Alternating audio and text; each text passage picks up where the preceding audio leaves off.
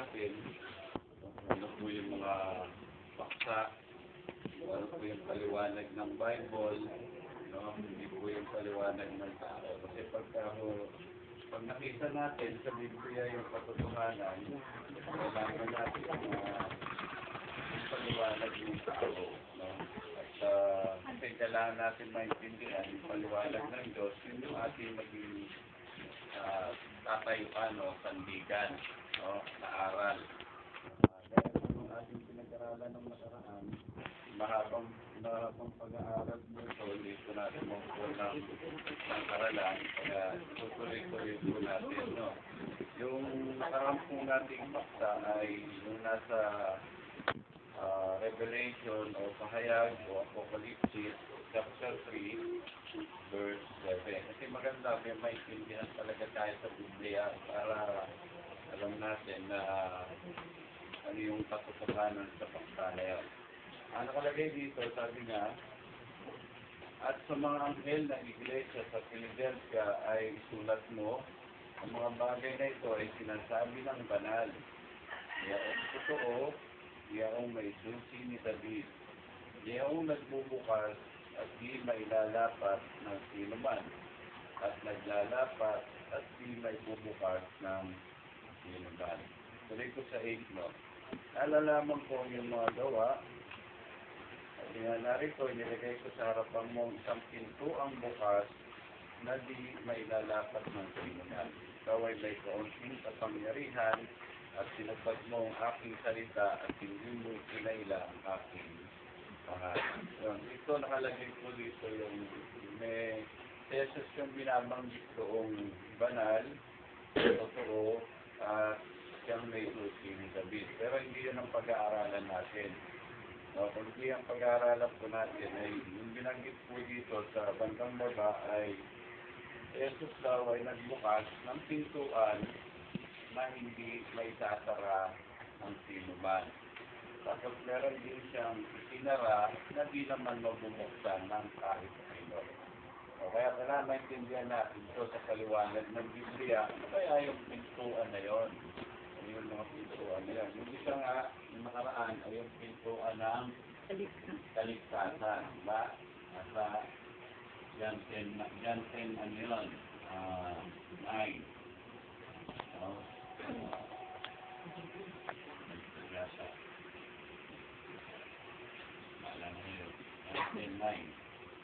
Tapos, ngayon, ang isa pang pinto ang binuksan ng Panginoon na hindi may sasara ng sino man ay yung pintuan ng pagpapala. Yun, pintuan, ito yung muna, pintuan ng kaligtasan. Pintuan ng kaligtasan. Tapos ngayon, yung pintuan ng pagpapala.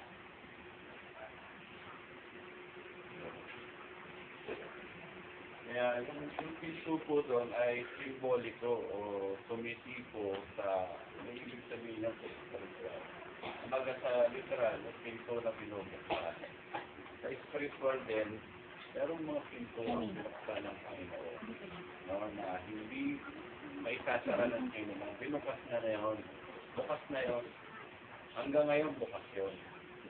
Kagaya nito, hanggang ngayon, bukas ko eh. Pintuan ng kaligtasan. Kaya kahit sino pwede pumasok. Pero kahit sino din, kung ayaw niya, hindi siya makakapasok. No? Kaya bukas na ito. Pero itong pintuang kaligtasan na to, balang araw magsasara yan. Wala nang pwedeng pumasok. No? Pero naipaliwanag na natin ito nung nakaraan. Kahapyaw na lang natin. Ang pintuang nagbukas ng kaligtasan, hindi Jesus Christ lang. Kaya nagbukas mo, walang pwedeng maaaring magbukas pang iba. No? Kung sabi nga, may pintuan siyang binuksan na hindi maisasara ng sino. Tapos sinabi niya, John 10:9, ako ang pintuan ng kaligtasan. Kaya pag kaligtasan ang pinag-uusapan, wala kang pwedeng sino mang pasukan, kundi si Jesus Christ. O tanggapin, Jesus Christ lang. No? Kasi sabi doon sa Acts 4:12, uh, uh, kay Kristo lamang matatagpuan ang kaligtasan. Kaya ngayon, paano niya binuksan? Nandun niya yung kanyang katawan at dugo. Nabuksan yun.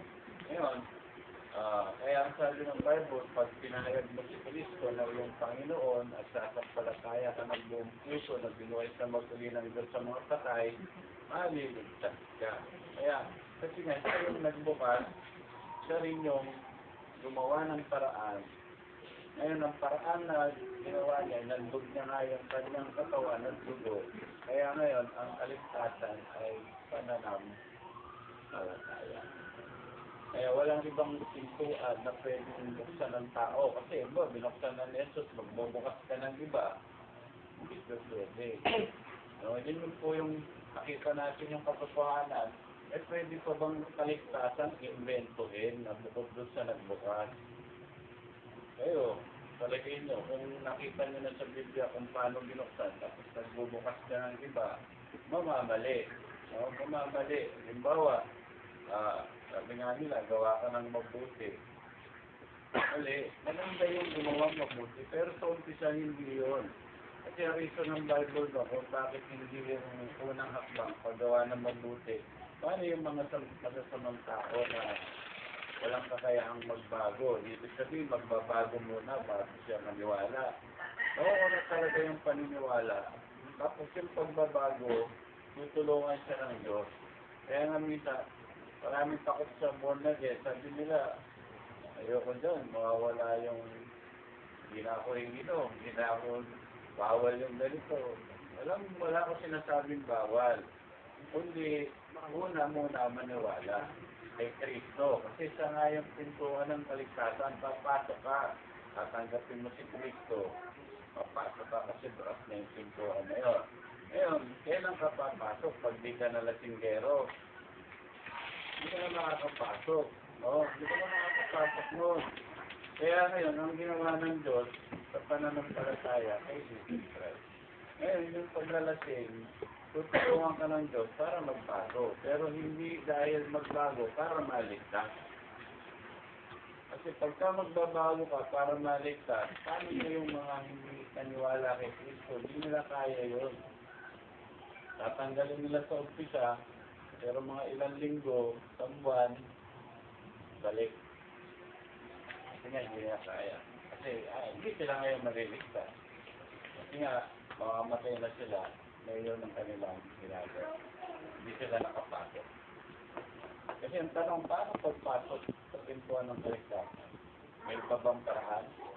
Paggawa ng mabuti? Pagsunod ba sa 10 utos? Ano pa yung iba? Ano pa ba yung ginagawa ng iba? Umayo? Mauuna yung paggawa. Una siyempre, faith. Pananampalataya. Pananampalataya una. Kaya, kahit sino, masamang tao, mabalik na tao, mabuting tao, muna, maniwala kay Kristo. Saka siya makakapasok sa pintuan ng kaligtasan. So, kasi ano yan mahabang explanation to para maintindihan nito, lalo na pagdating sa pagliligtas sa tao. No? Pag ang pinag-usapan natin ay pintuan. Pasok ka, pintuan ng kaligtasan. Kaya, gusto kong maintindihan yun para may alam kayo dun sa subject. Ito, ang layunin ng church na ito ay bigyan kayo ng kaalaman tungkol sa katotohanan ng paliwanag ng Biblia. No? Kasi pag ang Biblia nagpaliwanag na ginamit lang yung pastor, mas maganda yung paliwanag ng Diyos kaysa paliwanag ng tao. Yung paliwanag ng tao magulo nag-i-invento siya na wala naman sa Biblia. Kagaya ngayon, linaw-linaw. Si Jesus lang naman nagbukas ng pintuan ng kaligtasan, nakapapasok. Paano pagpasok? Kasi kung mag-invento ka ng sarili mong pagpasok, at bubukas ka ng sarili mong pinto, dahil ang nakalagay sa Revelation 3:7, si Kristo na nagbukas ng pintuan, hindi maisasara ng sino man. Tapos meron siya sinara, hindi na ibubukas ng ilaman. Kaya tanong natin, ano na yung mga binuksan, ano yung sinara. Ito nga, yung binuksan yung pintuan ng kaligtasan. Kasi nagbukas kitang-kita naman natin, pinako siya sa krus Tignan nyo, no? Bigyan ko kayo ng sample, sa Galatia. Tignan nyo sa Galatia. Ano yan yung mga taga-Galatia, bumalik sila sa law sa 10 utos. Anong yung sabi ni Pablo sa kanila?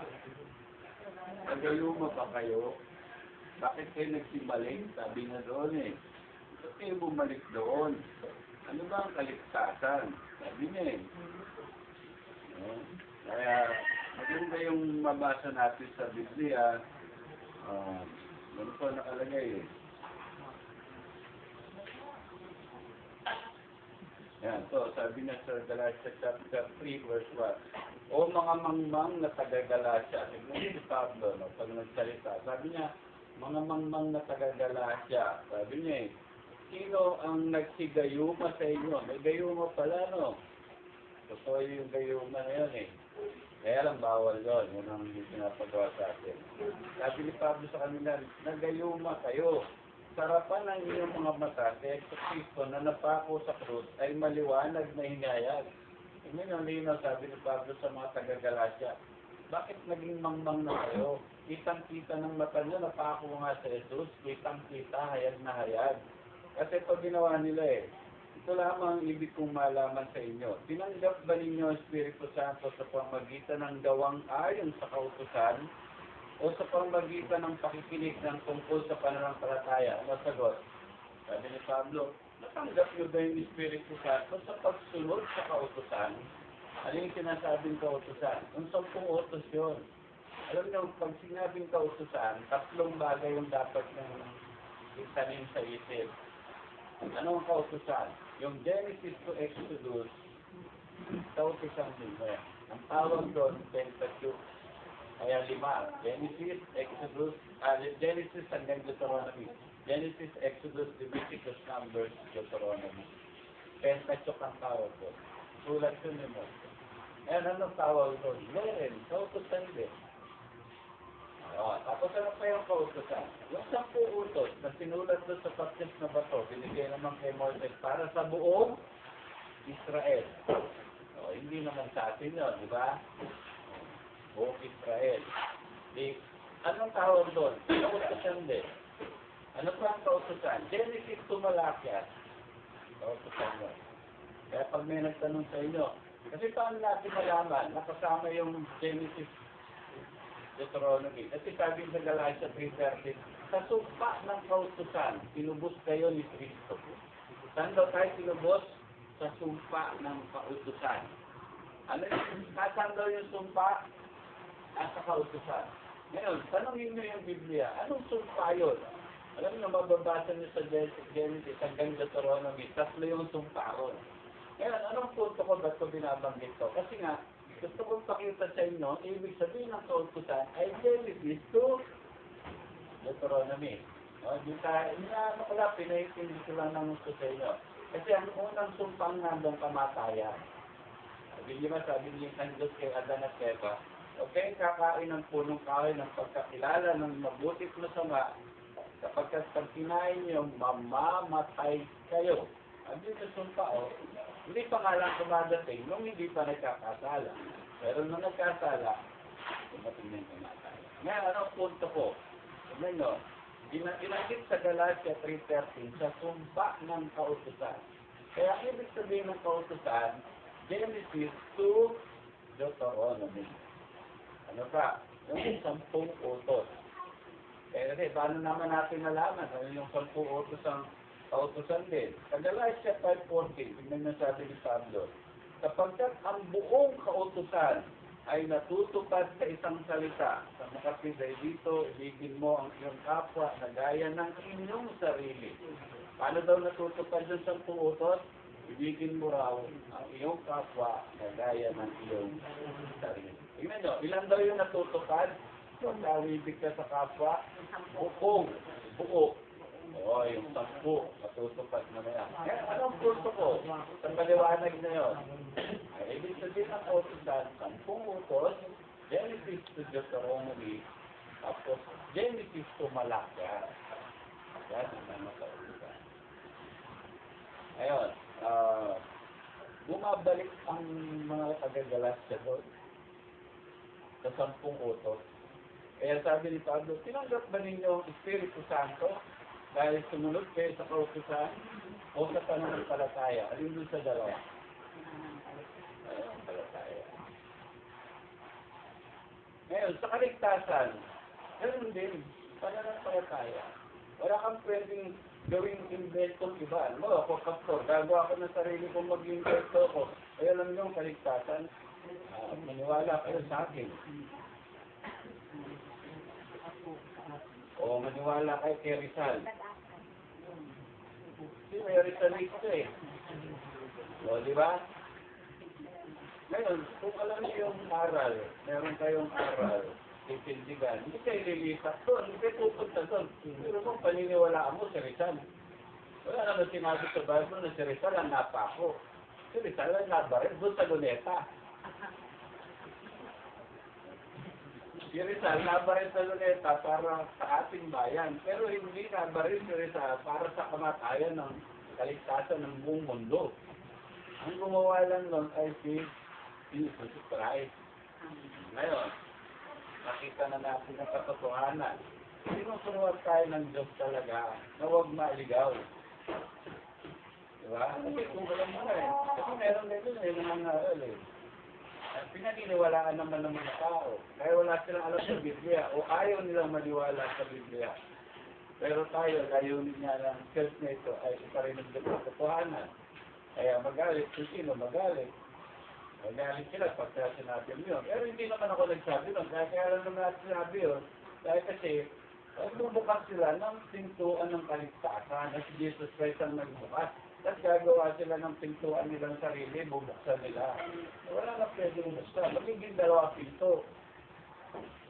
Sa bahay lang pwede yun.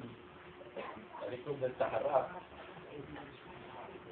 Pagka nagkatulog, saan ka sa likod. Pero sa spiritual, walang pwedeng pintuan na magbubukas ka pa ng ibang pintuan. Hindi pwede.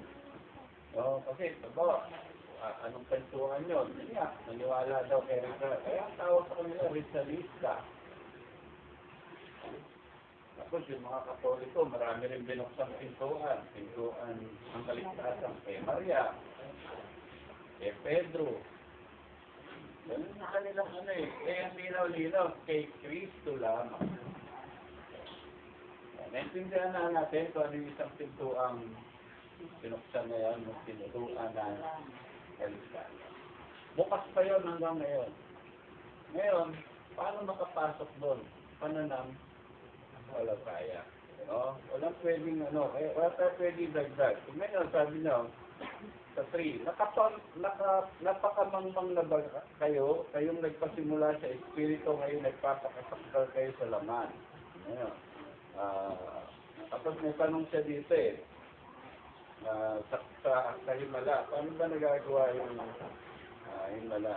Sabi niya ito, siya na nagbigay nga sa inyo ng Espiritu at gumagawa ng mga himala sa gitna ninyo. Ginagawa baga sa pamamagitan ng mga gawang ayon sa kautusan o sa pakikinig ng tungkol sa pananampalataya. Paano daw magkaroon ng pananampalataya? Sa pamamagitan ng pakikinig. Wala kayong ibang pagkukunan, no? Kasi kung pag-usapan, pintuan ng kaligtasan, narinig mo na si Kristo nagbukas, ano ang gagawin mo? Sabi niya, sa pakikinig, manam, wala ka naririnig. Walang dadating na pananampalataya. Kasi, kaya nga pinahayo yung iba. Sabi nga, kung bayo kayo at ipangaral nyo ang salita ng Diyos sa lahat ng mga bansa. Isang pangangaral doon, si Kristo ipapangaral. Kasi, para ipalita na si Kristo na yung nagbukas ng pintuan ng kaligtasan, siya na yung napako, di sino mang sumampalataya. Mali. Yun yung una. Dadating muna yung pananampalataya kapag ka ikaw ay nakapakinig, hindi ka nakikinig. Walang pananampalataya ang darating. Ngayon, narinig din yung kaligtasan. Nagkakaroon ngayon kayo ng faith, kaya kayo naniniwala. Galing yun sa pakikinig ng salita. Hindi yun galing sa pagsunod mo sa 10 utos. Sige. No? Kasi, kaya nga sabi ni Pablo, ang himala ba ang manggagaling sa pagsunod mo sa 10 utos? Sa pananampalataya. Ang Espiritu Santo ba makukuha mo sa pagsunod sa 10 utos? Hindi. Pananampalataya. Pananampalataya, tumira sa inyo ang Espiritu Santo. Sabi ng Biblia yan hindi ba ganun nyo nalalaman ng iyong katawan ay templo ng Espiritu Santo? Sino nagsabi? Ang Diyos, sa pamagitan ni Pablo, ang katawan daw natin, templo ng Espiritu Santo. Pwede ba sa pakiramdam nyo? Pananampalataya. So, alam mo, may nakatira dyan. Hindi yan yung dahil sumunod ka sa 10 utos, may titira na sa'yo. Kasi yan, mangyayari doon, alis, labas yung Espiritu Santo. Hindi ka nakasunod sa 10 utos, aalis. Kung doon ka susunod. Kasi kailangan mo sundin yung 10 utos nasunod mo yung isa, sabi ng Bible, ay nasunod mo yung 10, yung isa hindi. Nakasuway ka sa lahat. Hindi ka susunod doon. Ang mangyayari, Espiritu Santo, dahil nga baylo ka, alis siya, babalik ka, alis siya. Sa faith, hindi. Sa faith, nananahan na sa atin magpakailan. Kaya ano ang punto ko, bakit ko binanggit sa faith? Kasi nga, sa pakikinig lang ng salita ng Diyos, makukuha yun. Pag napakinggan nyo si Kristo lang, ang pintuan ng kaligtasan, naniwala kayo. Kay Kristo, wala nang iba. Wala na. Ang sabi ng Bible, wala na ibang pwede pang pasukan dyan. Ngayon, ito nga yung isang pintuan. Ito, pintuan ng pagpapala. Isa doon na binuksan ay yung pintuan ng kaligtasan. Di ba pagpapala yun? So, ang tawag din dyan sa pintuan ng kaligtasan na binuksan, pagpapala yun, spiritual, pagpapala. Kaya bukas na yan. Hanggang ngayon, bukas yan. Yung pagpapala na yan, bukas na yan. So, gusto mo ba tanggapin yung pagpapala ng kaligtasan ng Diyos? Bukas na. Tanggapin mo na. Tapos na naibigay na Papasukin mo na lang sa pamagitan ng pananampalataya. Kaya, merong pintuan ng mga pagpapala na binuksan. Ngayon, kung pagpapalang material, naibigay na rin. Bukas na rin yan. No? Kaya nga nasabi ko, ang pera narito sa lupa. Walang pera sa langit. Wala. Tingnan natin sa Philippians 4:19. Tingnan nyo, bukas na po yan. Pintuan ng pagpapala. Hindi yung mga pintuan ng pagpapala. Ito yun, yung material at financial. Parang gusto ng Diyos na tayo ay pagpalain. No? Kasi kung ang tanong natin, ano ba ng Diyos na ako'y pagpalain sa material na bagay at financial sa pera? Ang sagot ng Biblia, oo. Bukas na yun. Kaya nagbukas ka ng pintuan ng pagpapala. Ngayon, may part lang tayong gagawin. Meron kang parte. Ito, naibigay na yung pagpapala. Hindi naman yan wala kang gagawin. Wala nga naman. At ito lang, dyan yung pagpapala. Parang si Juan Tamad. Nakakangala lang. Kukunin na nga lang yung bayan, at di pa kinuha. Talagang hinintay pa lumagpa. Diba? Kung mababa man na, naabutin mo na lang, ano ka pa. Kaya sabi nga si Bulaga, nga. Kapag ka nga, kaya yung tatamad-tamad ka, talagang nga. Wala ka talagang pagpapalang mapa-kuha. Ano ibig ko sabihin? May part pa rin tayong gagawin. Doon, bagamat binuksan ng Diyos, yung pintuan ng pagpapala sa pamagitan ni Kristo, may gagawin pa rin tayo. Yung part natin. Kaya nga doon sa mga pagpapala, alam nyo, isa dyan si Kristo, yung kaligtasan, pagpapala, yung financial, material, pagpapala. Kaya nga sabi, maniwala kayo na tanggap nyo na. Yan ang sabi. Maniwala kayo na tanggap nyo na. Kaya nga, ito, gusto mong guminawa sa financial. Material, gusto ba ng Diyos yun? Gusto niya sabi niya, pupunan ng aking Diyos ang bawat kailangan ninyo. Ayon sa kanyang mga kayamanan sa kalwalhatian kay Kristo. So, kanyang pupunan ang Diyos ang bawat kailangan. Kaya nga, huwag kayong magbalita. Panghawakan niyo yung pintuan ng pagpapalang binuksan ng Diyos. Yan. Alam ko, bukas na yan. Meron na. Binigay na ng Diyos yung pintuan ng pagpapala, yung material at pinagyan. Sa 2 Corinthians 8:9, sa natin, no? Kaya tignan nyo, no? Sabi niya ito, meron na bang bukas? Na, sapagkat nalalaman ninyo ang biyaya ng ating Panginoong Kristo, na bagamat siya'y mayaman, gayon may nagpakadukha dahil sa inyo, upang sa pamagitan ng kanyang karapatan ay magsiyaman kayo. Ano, bakit daw naghirap si Kristo? Para raw tayo lumaman. Ibig sabihin ng yaman dito, hindi naman tayo lahat lumaman. Yung full supply, yung lahat ng pangailangan mo meron, hindi ka nagkukulang. Kumbaga yung sumpa nga kahirapan. Kasi tatlo yung sumpa ay kamatayan, kahirapan, at saka sakit at karamdaman. Ngayon, si Kristo, sabi niya, siya na yung naghirap para daw tayo lumaman. Kaya kailangan maintindihan nyo, alam niyo itong talata na to, sinisigra ng mga ibang mga ngaral to. Sasabihin nila, spiritual lang daw naghirap si Kristo para tayo lumaman, spiritual. Pero material, di rin. Kaya para sa kanila, pagka mahirap ka, gusto raw ng Diyos yun. Oo, kasi yun daw ang gusto ng Diyos para sa'yo. Kaya wala ka rin mag-aga kung talagang mahirap ka. Hindi. Nasa pananampalataya nga yun eh. Oo.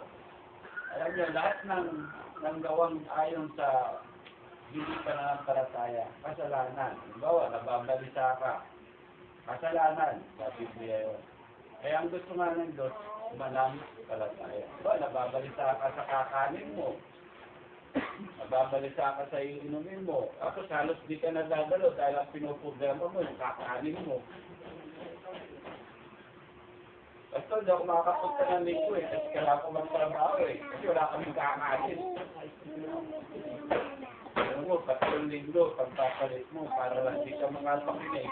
Kasi nga, nababalisa ka. Paano na yung mga nanay ko, paano na yung asawa ko, ano ko, wala nang kakain, kung magkaasin pa ako ng linggo. Ang tawag ng Biblia doon, kabalisahan. Ayun, anong sabi ng Diyos? Yan yung pinaghahanap kasi ng mga hindi mananampalataya. Yan ang hinahanap nila. Pero tayong mga mananampalataya, ang hinahanap natin, una, yung katwiran ng Diyos. Ang Diyos muna at yung kanyang salita. Pero yung iba, hinahanap yung ayun nga, kung papalit pa ako dyan,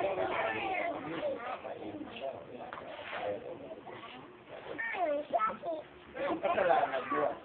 Kaya anong ibig ko sabihin? Ang punto, may binuksan ng pagpapala, hindi ka makakaranas ng kahirapan kung ikaw ay nananampalataya. Bukas na yan, may part ka lang na gagawin. Ay siguro, kakakaya ka mahirap, saka naman maghapong kang tulog. Saka naman maghapong kang, parang, siyempre, kung maghapon pa nakahalugit-git.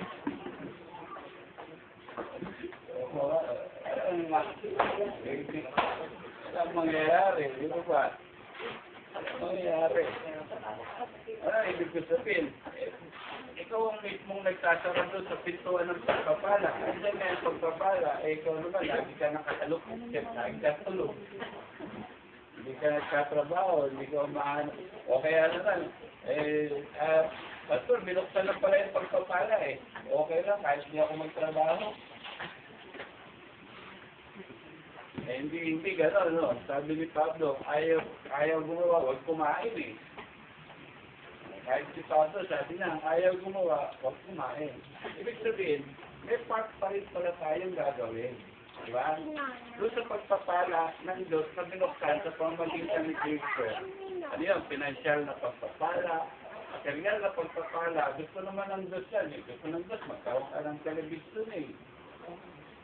Gusto mo pala magka-TV, kailangan mo yun. Gusto mo ng cellphone, kailangan mo yun. Para mapagpalain, gagawin mo yung part ko. Ano yung part na gagawin natin? Una, maniwala kang nabuksan na yun, meron na. Meron na. Tapos pagkabukas na, gagawin mo na lang yung part mo. Bakit? Ba't kayo nag-aaral? Di para makapagtrabaho, balang araw. Di ba? Kaya nga kayo nag-aaral eh. Para pagdating na araw, kapagtrabaho kayo. Kaya nakapagtrabaho kayo, hindi nga, magmamatagay. Pero sa iba, may mga turo ganito eh. Wala kang magagawa. Kung gusto ng Diyos sa'yo, mahirap. Kahit anong gawin mong sikap. Sabi niya eh. Mali yun. Wala sa Biblia yung gano'n. Gano'n mo, sinabi nga ng Diyos, pangako niya, pupunas, pangailangan mo. Tapos sinungaling ba ang Diyos? Hindi sinungaling ang Diyos. Ako lang ang sinungaling. Pag sinabi ng Diyos, pupunas ang pangailangan mo, anong palataya ka? Kasi ayaw nga ng Diyos yung amat. Ayaw ng Diyos yung nababalita. Ang gusto ng Diyos, yung gawin natin yung part natin. No? Kaya pagdating ng araw, nakapag-aral na kayo, may trabaho kayo, yun lang, huwag niyong kalimutan ang salita ng Diyos. Makapakinig pa rin kayo, huwag niyong pabayaan yung pagdalo para makapakinig kayo ng salita ng Diyos. Para makakain pa rin ang ating spiritual. No? Kaya, ano ang punto? Ibig sabihin, tintuan ng pagpapala, material, naibigay na, nabuksan na. Meron na yan. Nandito na, hindi uulan ng pera. Kahit naman manalangin ka magdamag, hindi uulan ng pera. No, ang pera, sabi ng salita ng Diyos, ang pilak at ginto, ang pera nandito sa lupa. No, ngayon, hindi ibig sabihin eh, wala at wala. Meron na nga, kaya nga kailangan mo maniwala at gumawa. Kaya nga dahil yan eh, manalangin, maniwala, gumawa, may resulta. Wala. Pastor, pinagpala ako ng Diyos eh. Kahit di ako maganap ng trabaho, okay lang. Mali. Di ba? Mali. Sabi niya, pangako daw ng Diyos, pupunan. Kaya nga naghirap sa Kristo. Kaya kahit hirap sa magtrabaho, mali. Kasi gagawin natin yung part natin. Doon sa pintuan ng pagpapalang binuksan ng Diyos, yung material at financial, may part tayo. Tignan nyo, pag naniwala kayong meron na yan, iba turo, inamanipula mo raw ang Diyos pagka raw pinipilit mong lumaman. Alam nyo, yaman, hindi masama. Ang masama pag-ibig sa yaman. Tignan natin sa Timothy. Tignan nyo hindi naman sinabi ng Diyos na pera masama eh. Yung pag-ibig sa pera masama. So sabi, 1 Timothy 6:10. Ngayon, linaw sabi niya, sapagkat ang pag-ibig sa salapi, ang ugat ng lahat ng uri ng kasamaan, na nasa ng iba ay nangasintay sa pananampalataya, tinuhog ang kanilang sarili ng maraming mga kalumbaya. Ngayon, nawala sila sa pananampalataya dahil sa pag-ibig sa salapi. Kaya ang masama, sabi ni Pablo, yung pag-ibig sa pera. Pero yung pintuan ng pagpapala, gusto ng Diyos sumagana ka, hindi yun masama. Kailangan ng pera. Pagka may kausap kayo, sabi, Pastor, gusto mo ng pera. Huwag ka na kumain. Kaya kumain, wala ka, masama pala pera, hindi ka kakain. Diba?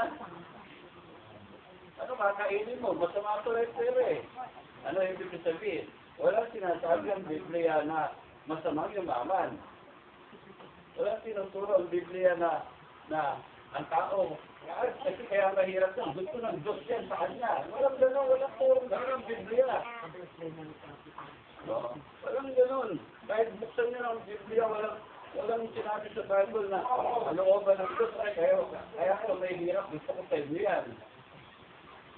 Kasi ang linaw-linaw, ang sabi ng Bible, may pintuang binuksan si Jesus na hindi may sasara ng sino man. Ano yung pintuang binuksan ni Jesus? Pintuan ng pagpapala. Sa spiritual, bukas na yan.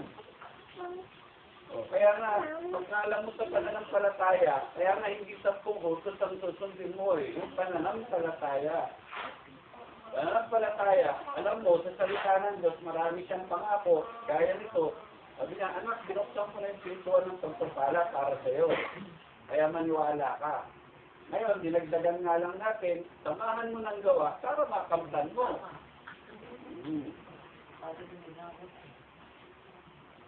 Kasi, talagang ang Diyos na awa na. Ngayon, binigyan ka nga ng pagpapala, naibigay na eh. Niligtas na tayo ng Diyos, pagpapala yun. Binigay na si Jesus, pagpapala yun. Binigyan ka na ng pangailangan mo sa mundo ng spiritual, dahil dito na. Kaya malik sabihin na pagbubukas pa, hindi, bukas na nga.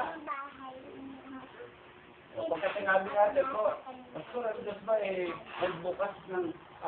magbukas ba ng pagpapala?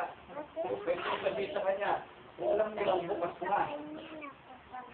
Bukas na. Kaya nga ang panalangin, ang turo ni Cristo dyan, sabi niya, Mark 11:24, lahat ng mga bagay na inyong dinadalangin na piningit, maniwala kayong natanggap na. Ano yung bagay na hinihingi mo? Sa sarili mo, yung desire ng heart mo, yung sarili mo. Kayo may mga desire kayo, ano ba gusto nyo? Sa puso nyo. Sumagana. Siyempre, yun ang gusto ng puso mo. Ano sabi ni Cristo? Tanggapin mo yung pagpapala. Okay, yung ibig sabihin kasi, huwag kayo titingin sa nakikita. Kasi kung titingnan niyo yung nakikita, sabi ng Bible, anak po ng yung pangailangan. Hindi kita iiwan, ni pababayaan man. Sabi ng Diyos, dadagdag ko ang iyong kakainin, iinumin. Yun yung mga pangako eh. Sabi niya, kung yung ibon na, pinapakain ko. Ano ba mahalaga? Yung ibon o yung buhay? Eh yung buhay mas mahalaga kaysa sa ibon eh. Tapos nagtanong siya, ano ba mahalaga? Yung damit o yung buhay? Siyempre yung buhay. Ibig sabihin, kung naibigay nga ng Diyos yung damit, buhay na ibigay, yung damit hindi. Nasa pananampalataya yun. Kasi pag may pananampalataya ka, makakabili ka na siguro ng damit. Di ba? Tapos nababalita ka, ano ba dadamit? Wala akong dadamitin. Ito kaya kakainin ko. At hanggang di na siya makatulog, nagbibigti na. Mawala yung kanyang pananalig. Kasi kung alam lang natin, bukas na yan, huwag kang mabalisa, huwag kang mag-alala. Bukas na yan, meron. Meron yan. Okay? Huwag mag-alala na wala yan. Meron talagang pintuan ng pagpapala ng material na binuksan ng Diyos. Tingnan natin sa 3 John. So sabi, dalangin ni Juan ito eh. Sabi niya, minamahal aking inadalangin sa lahat ng mga bagay ay guminhawa ka. Bumuti ang iyong katawan na gaya ng pagginawa ng iyong kaluluwa. Ang sabi ng salita ng Diyos, sabi nga, minamahal aking dinadalangin sa lahat ng bagay, guminhawa ka. Ang ibig sabihin sa lahat ng bagay dito ay material at financial. Hindi naman kasi lahat tayo maging milyonaryo, ibig sabihin ng yaman na sinabi ng Bible na si Cristo naghirap para tayo maman. So, ang ibig sabihin kasi maiintindihan natin, kasi ngayon maraming mentalidad ng Christian, kala nila, lahat ng miyembro nila magiging milyonaryo. Ang ibig sabihin ng rich o yung yaman ay full supply, abundant supply. Hindi ka nagkukulang. Hindi ka naghihirap.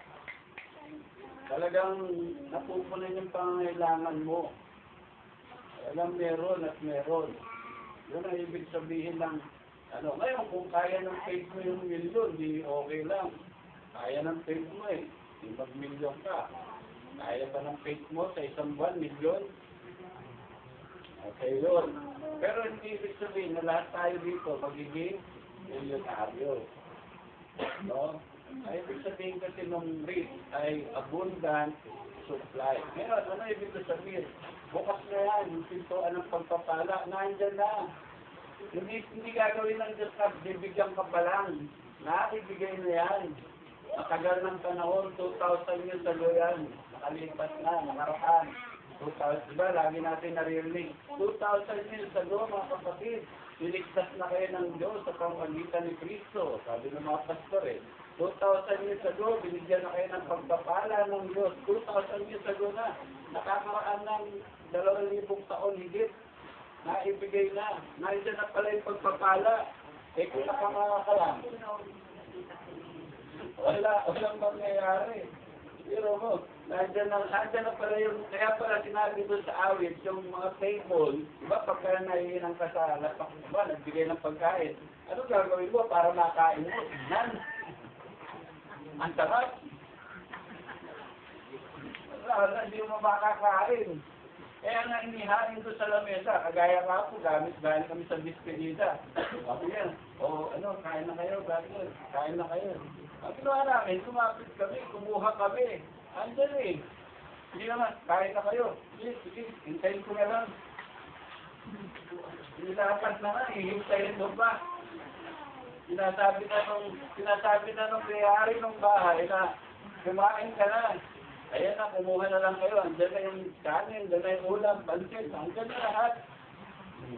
Kahit mayroon pang naka-catering, may nakaabang ka sa'yo, lalapit ka na lang, siserpan ka pa. Ikaw naman, kain ka na. Hindi, okay lang, hintayin ko na lang. Ibig ko sabihin, andyan na yung pintuan ng pagpapala, binuksan na lang doon, ikaw naman, puro kahintay. Ba't nga mahihintayin yung isang bagay na nabuksan na, gagawin mo, pasukin mo, tanggapin mo. Yun eh.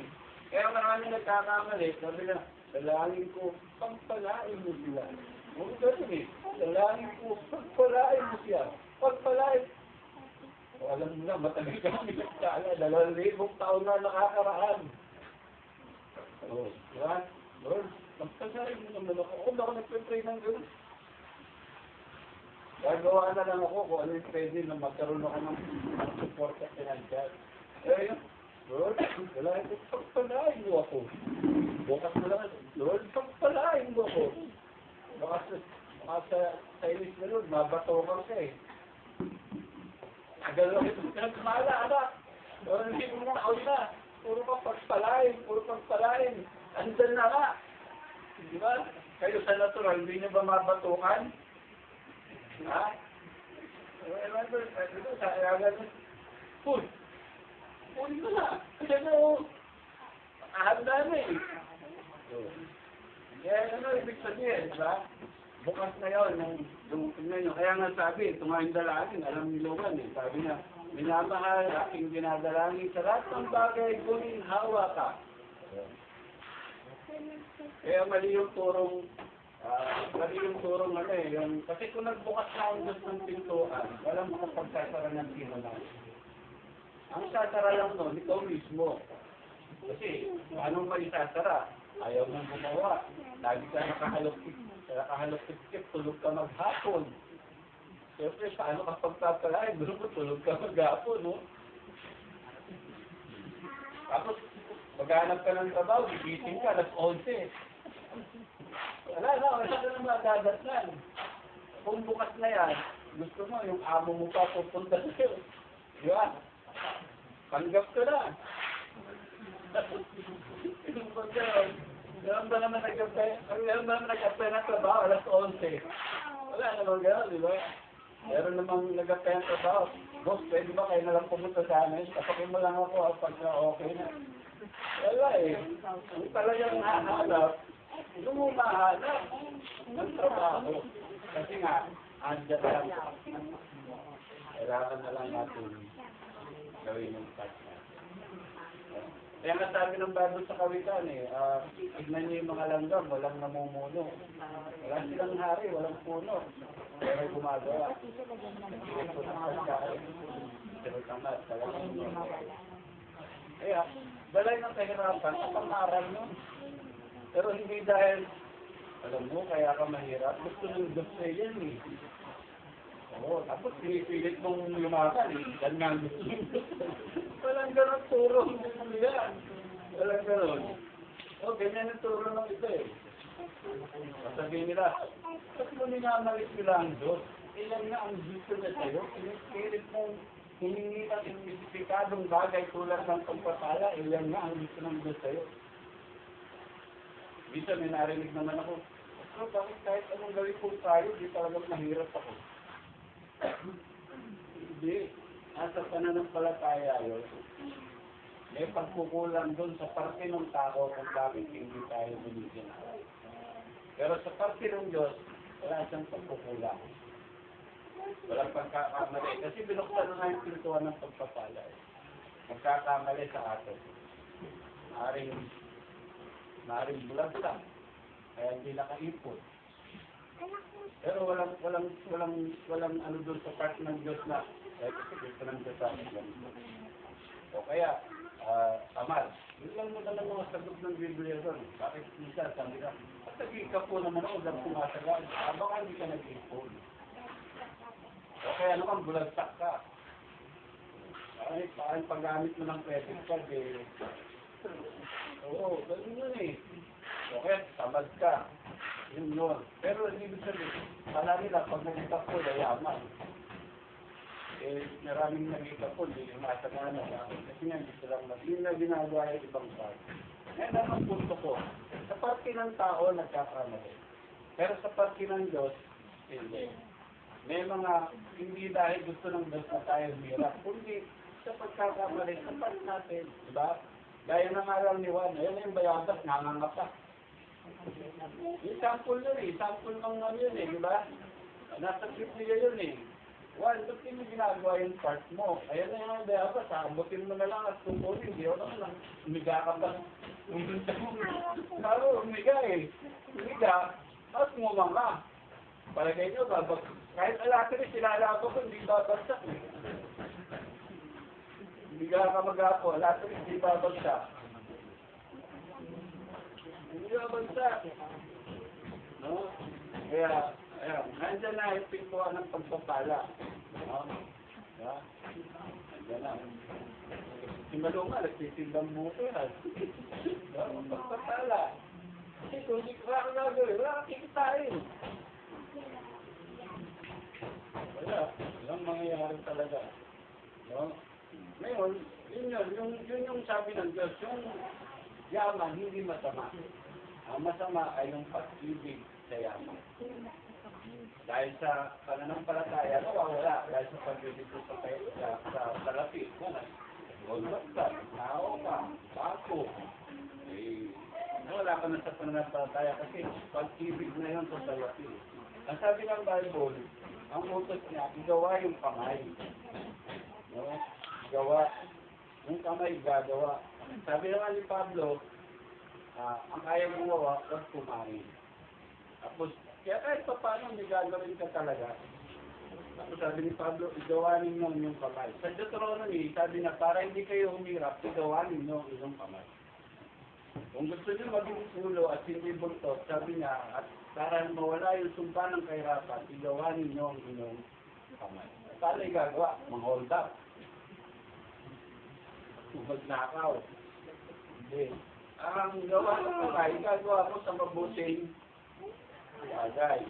Yun. Kaya, yun yung payo Yun yung sinasabi ni Pablo Sabi niya, sabi niya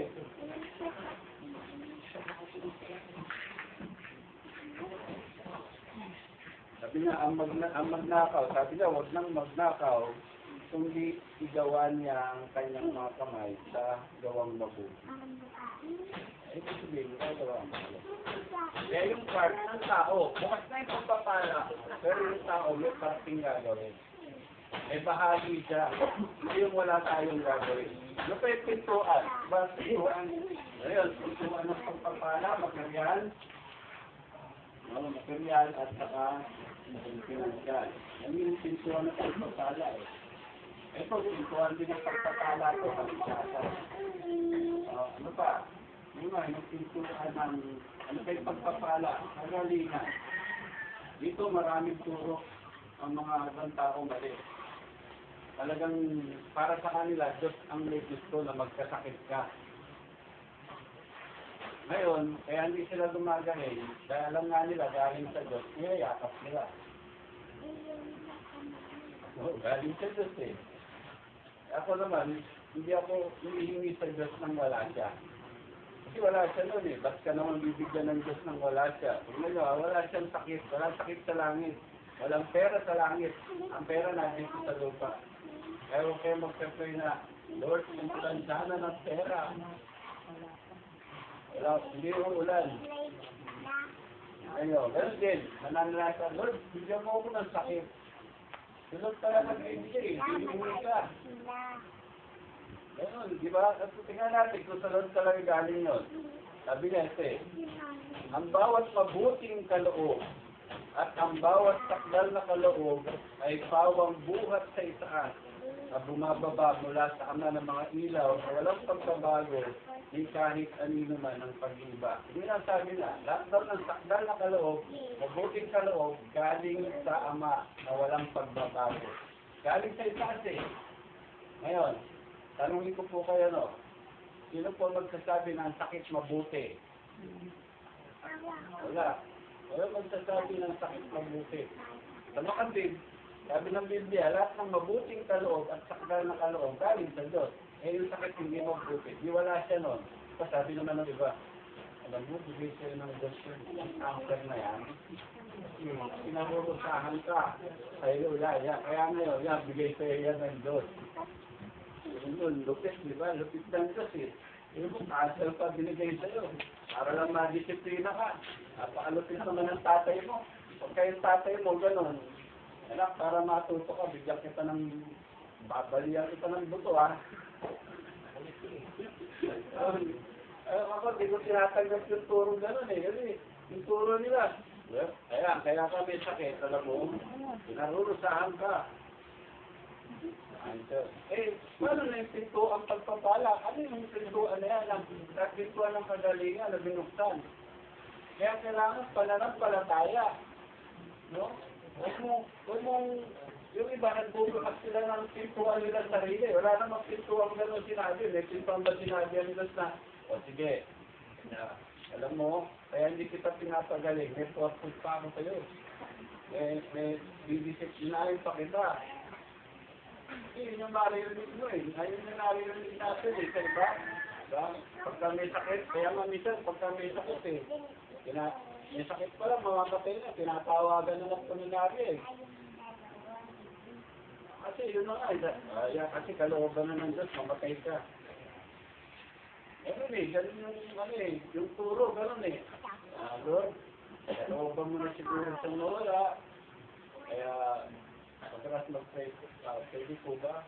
Kunan nyo naman po na hindi lang ang pag-asa eh. Pero wala kayong makikita gano'n sa Biblia kahit Diyos na nagbibigay ng sakit. Ang mabuting kaloob na galing sa Diyos eh. Tapos ang pangako nga sa Biblia, pagka sinusunod mo yung magulang mo, bubuti ka, hahaba ang iyong buhay. Ano yung bubuti? Walang sakit. Pag sumusunod ka sa magulang. Kasi nga, alam ng Diyos, may binuksan na siyang pagpapala, yung pintuan ng kagalingan. Kaya lapit na yun, kinuha na ni Kristo yung sakit at karamdaman. Diba ang tanong, ba't naman kukunin yung sakit? Para mo magsilaya ka. Diba? Tapos sabi nyo nung iba, hindi, kalooban ng Diyos sa'yo yan. Magkasakit ka. Kaya kailangan pag-isipang maigi yung napapakinggan natin, dahil ganito eh. Upang matupad ang sinabi sa pamagitan ng Propeta Isaias na nagsasabi, siya rin ang kumuha ng ating mga sakit at nagdala ng ating mga karamdaman. Yung iba sinasara ng pintuan na ito ng pagpapala. Sinasara nila eh. Hindi nga may sasara. Ngayon, sabi sa Bible, Revelation 3:7, may pintuan binukas sa Jesus, hindi may isasara ng sino man. Eh, binuksan na niya sa pintuan ng pagpapala, yung kagalingan. Sinasara naman ng iba. Ito, paano nila sinasara? Ito, sabi nila dito sa verse na to, sige na, sinara nila eh, sinasara nila. Jehovah yata nagsasara nila eh. Hindi nagsabi nga, kapatid, hindi ka kasali dyan. Alam mo kung sino lang kinuha ang sakit at karamdaman? Yung mga tao lang noon, yung panahon na ito, hindi ka kasama dyan. Ngayon, tignan natin kung hindi tayo kasama, no? Tayo natin maiiyan upang matupad ang sinabi sa pamagitan ng propeta Isaias na nagsasabi, siya rin ang kumuha ng ating. Kasama ba kayo? Sana sinabi rito, kumuha ng kanilang. Diba, dapat gano'n ang nakasulat eh. Talagang Diyos ang sumulat sa pamagitan ng Mateo. Kasi kung tao lang gagawa, yun, nagbukas eh. Bukas na yung pintuan ng pagpapala, yung magaling na, sinasara naman nila. Ano nila sinara? Hindi ka kasali dyan. Ano yan, para lang sa mga tao noon. Eh, hindi nila maisara. Dahil lang nakalagay, ating. Kaya, kinuha na ni Jesus ang ating. Pwede mo sabihin yun eh. Parang palataya. Bukas na eh. Yan ako, papasukin mo na lang. Yan ay kagalingan mo. Morning mo na lang eh. Paniniwalaan mo na lang eh. Ngayon sila nagbubukas ng kanya-kanya nilang pintuan. Pag may sakit, punta ka sa mananawas. Saka sa makukulam. Ba't ka nagbubukas ng sarili mo? Hindi ka pwedeng magbukas ng sarili mo. Eh, bukas na nga eh. Pagka namin, may sakit yung tanggol. Palawayan mo. Eh, yung naglaway, badle. Nagkasakit lalo. Nagkasakit lalo. Saan lalawayan? Nag-aaral ako doon sa Nagkaway, pinagtututran. Nag-aaral ako. Animal. Hindi, totoo yun. Kasi pala, may agimat pa. Parang daw di magkasakit. Kaya, wala kayong mababasang ganun sa Biblia. Ayaw nga ng Diyos yun eh. Bakit ayaw? Kasi nga, may binuksan na siya ng pinto ang pagpapala, yung kagalingan. Kaya nga na kinuha yung ating sakit eh, at karamdaman. Paniwalaan mo yung pangako ng Diyos na pinagaling na kita. 1 Peter 3:4. Ngayon, 1 Peter 3:4. Past tense na po ito eh. No? Past tense ito. Dahil sa sugat ni Kristo, sa last na lines na, no? Sabi niya ito eh. Dahil sa sugat ni Kristo, nanasigaling kayo. Sa English, by His stripes, you were healed. May ibig yun. Healed. Tapos na, hindi sinabi ng Diyos, dahil sa sugat ko, gagaling kayo. Okay. Past tense na yun. Ito hindi maintindihan ng iba mga Christian. Sa pananampalataya, ang pagpapala bukas na. Ano yung isang pagpapala? Pintuan ng kagalingan. Ngayon sabi ni Kristo, paano naging bukas na yan? Si Kristo na kasi yung nagkasugat-sugat para tayo bumalik. Diba napalood nyo naman doon sa The Passion of Christ? Diba ginagat? Alam niyo yung pinangganon? Yung pinangkawit sa likod? Yun. Binabatak yun. Naging isang sugat yun. Buong katawan nun, naging buo, naging isang sugat na lang. Isang sugat, hindi yung ganyan. Ito, may sugat dito, may sugat. Hindi. Kaya sabi ng Bible ngayon, nagkasugat-sugat para sa atin. Kaya kilalanin ang katawan ng Kristo. Ano yung tinapay na pinagkakain natin? Diba, katawan yun ni Kristo, simbolo yun na nagkapusay-puto para sa akin. Ay, ibig sabihin nun, kilalanin ko doon yun para hindi ka maging mahina, masasakitin, at maagang mamatay. Ngayon, ba't nagiging masasakitin? Kasi nga ayaw i-apply yung pintuan ng pagpapala, binuksan na. Pag may sakit ka, apply mo yun. Appropriate mo, sabi mo, sabi mo, magaling na ako. Ngayon, hindi ka magiging mahina, hindi ka magiging masakit. Eh kung lagi ka, hindi mo ina-appropriate, talagang inaangkin mo yung sakit, minamahal mo ka. Talagang mangyayari ka. Kasi pagka kinararamdaman ka sa katawan mo, bagamat minsan yung faith mo, minom ng gamot, okay lang yun. Pumunta sa doktor, okay lang yun. Kung ang ito sabihin, i-appropriate mo yung pagpapala, tingnan mo agad. Hindi sinungaling ang Diyos. Pag sinabi niya, bukas mo yung pinto, bukas. Tatanggapin mo na lang. Kaya mahirap yan sa mata natin. Kasi paano mo magagamit yung mata mo? Pinto ang bukas, magpapala, kagalingan. Sabi ng Diyos, magaling ka na. Ha? Magaling na ako. Hindi pa eh. Sabi ng mata mo eh, hindi pa eh. Wala siya. Pinagpala na kita, ha? Wala eh, bubo pa rin eh. Walang magawa yung mata, di ba? Wala. Kahit na yung kamay mo, walang magawa eh. Sa Biblia, wala. Sa salita ng Diyos, wala. Kasi ang sabi na, pintuan ng pagpapala, pintuan, gaya na, bukas. Sa spiritual, bukas eh. Ayun, lantag bukas eh. Ngayon, ginagawa mo naman, hindi pa naman kaya. Ginagawa mo, paningin. Bubukas ka ng sarili mo, ikaw mismo nagsasara eh. Wala naman trabaho eh. Kasi nga, tingin ka ng tingin sa hirap. Ang hirap ng buhay eh. Talagang mahirap. Maganda Ayun, limitado yung faith mo. Puro ganun eh. Pero pagka sinabi mo, ganito, Lord, dito sabi mo, pinagpala mo na ako, bukas na yung pintuan, gagalaw ka, mag-activate yung faith mo eh. Yung tuwas tayo ng Diyos, mag-activate, paano mo makuha yung pagpapala? Pumunta rito, andun tayo sa spiritual, pa, nasa kabilang dati, paano mo papupuntahin dito? Dapat ganito lang. Mahirap sa paningin ng tao, pero sa Diyos wala mahirap. Ngayon, sa pananampalataya, wala rin posible sa Diyos. Diba, naniniwala ka. Kasi yun dyan naman pagpapala. Yung paniniwala, di ba sabi, nanggagaling sa pakikinig. Kaya dati sinabi ng Diyos, anak, hindi kita iiwan, di pababayaan man. Mangilad ka sa pag-ibig sa salapi, hindi mo tayo iiwan, yung pagpapayaan man. Sabi niya, anak, pupunan ko yung pangailangan. Anak, kinuha ko na yung sakit ng karamdaman. Bukas na nga eh. Ayan na eh. Ang dami na sinabi. Ito ng pagpapala. Pero yung iba, pananampalataya. Ano ibig sabihin pananampalataya? Huwag nyo gamitin yung mata nyo. Magaling ka na eh. Ha? Meron ka eh. Ayun, yun ang ginantindihan ng ibang mga Kristiyano. Sa kanila ganito. Dahil sa sugat ni Kristo, kayo'y nagsigaling. Pagka magaling na, hindi. Pero sa Bible, iba eh. Kahit isang may sakit ka, di ba? Natutuwa ka, nakulot, sinabit mo na ako eh. Hindi ka naman dahil may sakit, nag-iingay ka. Kundi, alam mo, kaya ka masaya, meron na eh. Meron na, bukas na eh. Ayan na nga eh. Bukas na nga eh. A-apply mo na lang yung tinuturo ng Diyos, i-apply mo na lang. Ngayon sila, sinisira nila. Nasabi nila, si Kristo hindi naman naghirap sa yan eh.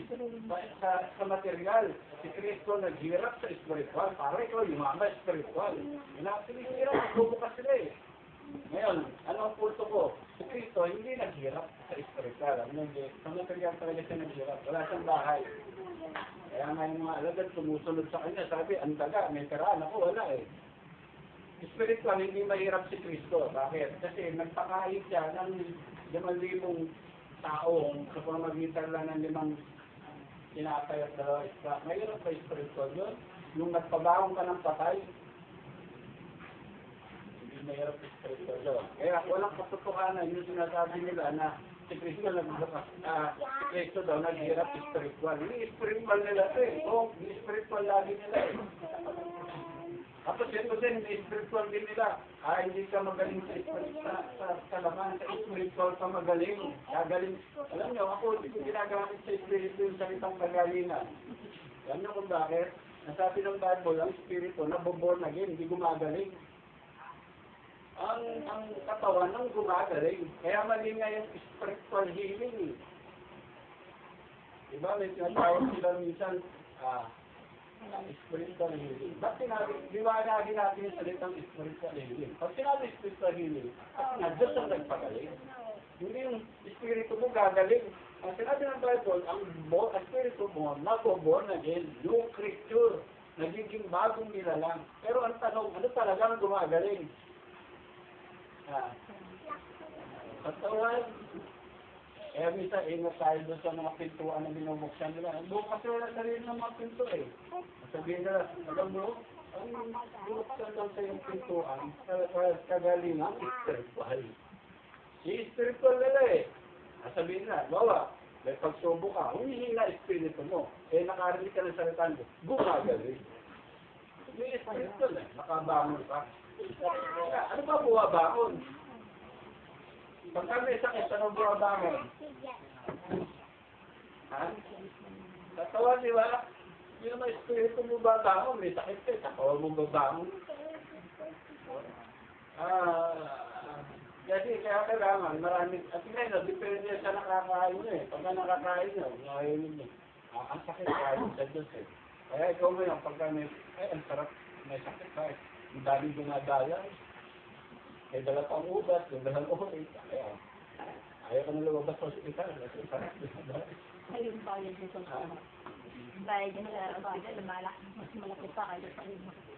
Kaya nga, yun yung pagnanakaw nga ng demonyo sa atin, di ba? Siyempre, pag may sakit ka eh. Hindi ka masaya. Kinusayin na may sakit. Pag may sakit, masaya. Hindi, malungkot. Yung anak mo nga lang, nakita mo may sakit, malungkot siya. Tapos ano pa, pag may sakit ka, imbis na yung pera mo, magamit mo sa ibang bagay, napunta tuloy sa doktor. Napunta sa hospital, di ba? Pag nanakaw ng demonyo yan, ayun, ano ibig ko sabihin? Pero kung paniniwalaan natin yung pintuan ng pagpapala, ako, salamat ako sa Diyos eh. Ano lang kung hindi na hospital eh. Ayun, na-update yan. Tagal. Nahuli-huli ang tulak sa doktor, yung lalamunang tulak dahil sa pagsasalita ako siguro, pharyngitis. Pero yung minsan, pag may nararamdaman ako sa katawan ko, sabi ko, magaling na ako eh. Pagka nagkasakit si misis ko, ganun ko eh. Lumaki yung tiyan ni misis, i-apply mo. I-apply mo yung para makuha mo. Bukas na nga yung pintuan ng kaligtasan, yung pintuan ng kagalingan. Pero gagawin mo pa rin yung part mo. Diba? Kaya alam, matalino ka. Diba? Pagka si misis ko, nakita ko, lumalaki siya. Ano ba, lumalaki ko ito. Kasi nagkailang nun, tapos lumaki siya. Eh, nakita ko, eh, pag dinat ko, malaki pa rin. Ang dali na natin ito. Yung gano'n. Yun. Kaya ano lang. Eh, nag-pray ka. Lord, salahin namin, dinudugo siya. Kasi nawala ang dugo. Eh, pag dinat mo, may dugo. Dali ko na sa doktor, may dugo. Yung iba, hindi. Sinagpray yung may sakit, pag hindi na yung lagnat. Nagbubukas ko na eh. Nagbubukas ko na sa rin ng mga pintuan. Ayun, napahamak ko nun. At mga araw, patay yung bata. Nagbubukas sila ng mga sasakit. Yung Jesus nila kasi, nagbukas na sa rin ng pintuan. Ay, huwag kayong inom ng gamot. Huwag kayong pupunta sa doktor. Kasi kawalan ng pananampalataya. Kasi kapag kami, ikaw inom na siya. Wala naman sinabing gano'n eh. Yung pintuan, yung pagpapala. Pero hindi ibig sabihin na wala yung pananampalataya mo. Kasalanan yun sa Diyos dahil hindi ka nanalig. May mga Kristiyanong faith na, mababa lang eh. Alam mo, lumapit sa akin yung isang Kristiyan, sabi niya, Pastor, pag-pray mo nga yung doktor, yung faith niya eh, gamitin. Ikaw naman, yung taas ng faith mo, sasabihin mo sa kanya, kaya pumunta ng doktor, pinagaling ka na ng Diyos. Ngayon, namatay, nilagot siya. Nilagot ka. Pamangbangan mo. Oo, pamangbangan yun eh. Oo, sa sasabihin na para lumusot. Oo, galing mo. Pamangbangan yun eh. Basta, parang kaso pag umiinom ako, at pag may sakit ako, bumibila ako ng sakit sa ulo. Oo, kaso pag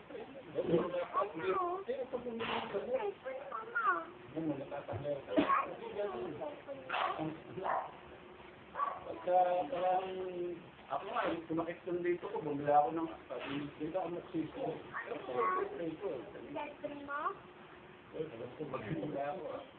Kahit saan ako minsan, pag naalala ko, sabi mo, pinagaling mo na ako. Naka-play ko, kahit may nararamdaman pa ako. Hindi ako yung pagka yung wala kang naramdaman, at pag gumaling na, alam niyo sa faith, parang yung mga Jericho, alam nila may pagpapala ng pinagkaroon na pag ibigay ko sa inyo ang Jericho. Kasi ang Jericho, yung wall nun, mahirap pasok yun. May nagbigay ang Diyos na instruction. Sige, umikot kayo ng 7 beses. Sumunod, sabi ng Diyos, naibigay na. Hindi naman sila nag-relax eh. May aral doon eh. Ang aral doon, faith, di ka nagre-relax.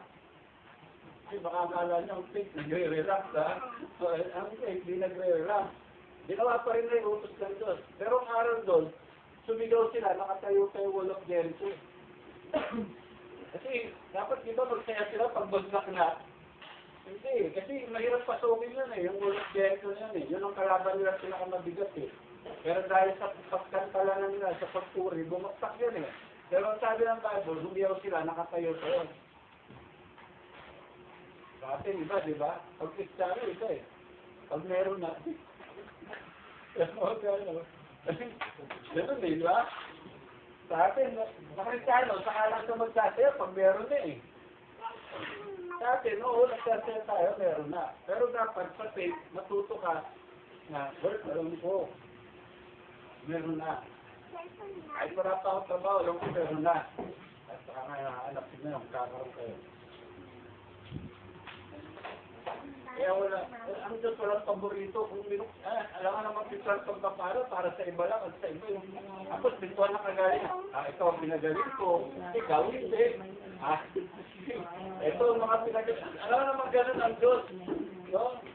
At sa tao yun. Kung hindi ka man gumagaling, aling nasa part mo. Pero hindi dahil kung binuksan ng Diyos, eto, diba, tanong natin, para kanino yung pintuan ng pagpapala na binuksan? Yung kaligtasan, para sa ilan lang. Hindi naman ganun, sa lahat yan. Yung pintuan ng pagpapala na pinansyal, para sa iba lang ba yan? O yung pintuan ng kagalingan, para sa iba lang yan. Kung mangyayari dyan, pagka sinabi ng Diyos, kaya sabi nga, ipatong ninyo ng mga kamay at sila'y nagsisigaling. Sana nakalagay, ipatong ninyo ng mga kamay, patungan nyo lang, yung gusto ko pagalingin. Diba? Hindi lang gano'n nakalagay rito eh. Tapos sabi nga, may sakit ba ga? Sino man sa inyo? Patawag niya iglesia. Gusto niya talaga gumalik. Kaya nga tinatanong, may sakit ba sa inyo? May sakit ba sa inyo? Sige, pabubutay ko lang kung sino yung gusto gumaling. Walang gano'n nakalagay, wala kayong mababasang gano'n eh. Papatong lang ba ng, sabi, patong at sila yung nagsisigaling. Wala, hindi alam nga naman itong mga to, binuksan ng Diyos, mamimili siya kung kanino niya gusto. Ang mangyayari na, ang Diyos niya paborito. Ang mangyayari, para magiging tao, ng tao may paborito, ang Diyos din. Ang mangyayari, ang Diyos hindi nga tao.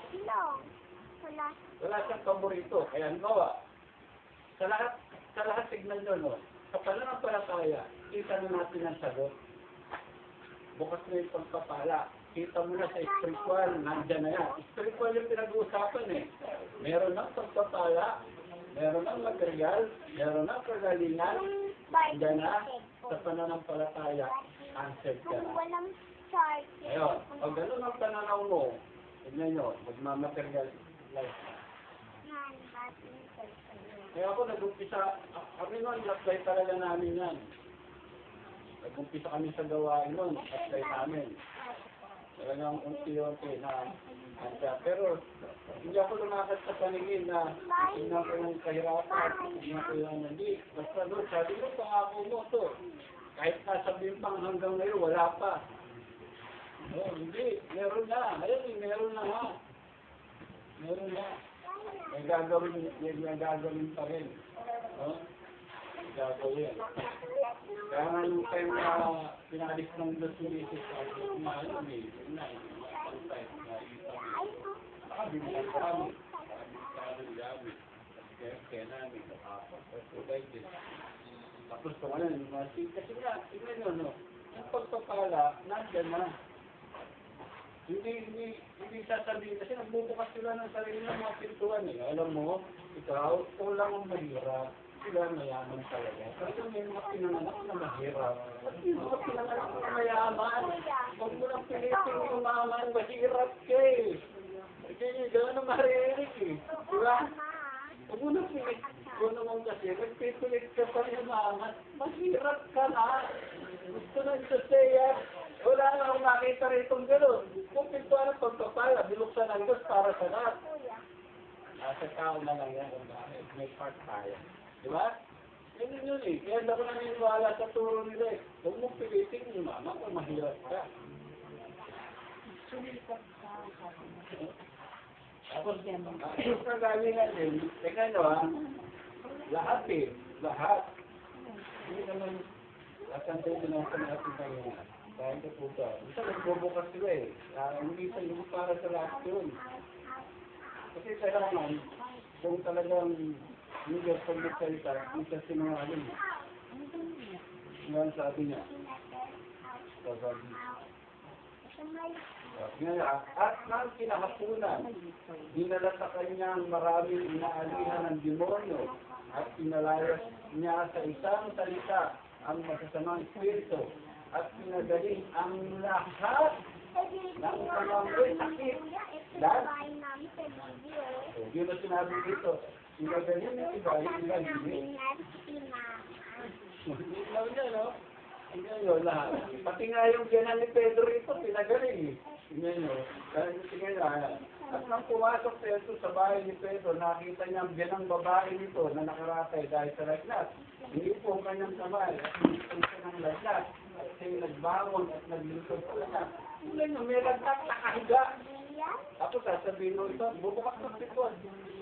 Walang pinabangon. Pag may lagnat ka, di ba katawan lang nakahiga? Bumangon, ha? May espiritu lang bumangon dito, nilagnat. Ngayon, ano ibig ko sabihin? Ulitin ko po yung talata, no? Ano yung talata? Bawal magbukas ng sito ang iba. Kailangan situan lang na minagsalito ito. Ito nga, situan ng material, situan ng kagalingan, saka yung spiritual. Spiritual, meron yan. Kaya nga gusto na ito, sagana tayo sa tatlong area ng ating buhay. Spiritual, material, at material, financial, spiritual, at yung katawan. Spiritual, material, at physical. Yan yung gusto ng sabihin hawa. Kaya, isipin ko lang po yung palata bago tayo magpakita. Ngayon pa, linaw-linaw eh. Sabi nga, ang mga bagay na ito sinasabi ng banal, Jesus yun. Yung totoo, Jesus yun. Yung may susi na David, Jesus na rin yun. Yung nagbubukas at di mailalapat ng sinuman. At naglalapat at di maibubukas ng sinuman. Kaya may pintuan ng pagpapala, sino makapagsasara niyan? Wala.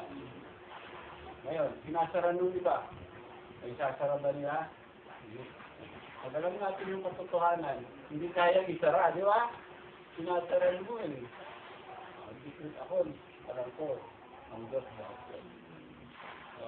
Kaya marunong talaga ang Diyos, tinuturuan tayo ng faith. Kaya ang Diyos, tatalimas tayo ng Diyos para lumakas yung ating faith. Tapos, mayap tayo natin. At susunod,